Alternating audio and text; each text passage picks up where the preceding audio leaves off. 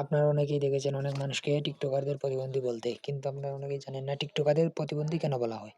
প্রতিবন্ধী বলার আসল কারণ হলো গিয়ে ওরা নিজেদের ভিউ আসে না। কিন্তু অন্যদের ভিডিও কিভাবে ভিউ আসতে হয় সেটা শিখিয়ে দিচ্ছে।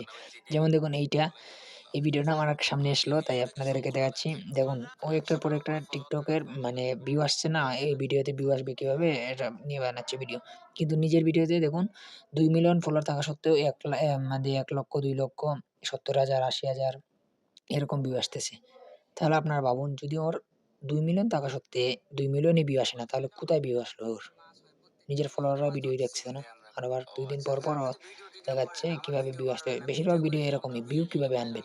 নিজের ভিডিওতেও ভিউ আনতে পারে না, এটা একটা ধান্দা। এই দেখুন মোটরসাইকেল নিয়ে এসেছে ওর সঙ্গে দেখা করতে, ভিউ আসছে না। এটা কি মানা যায় ভাই? প্রতিবন্ধী ছাড়া আর কি বলবে ওরা? মানুষ যে প্রতিবন্ধী বলছে এটাই সার্থক। জীবনটা সার্থক হয়ে গেল প্রতিবন্ধী নাম শুনে। যে একটার পর একটা ভিডিও প্রতিবন্ধী। শুধু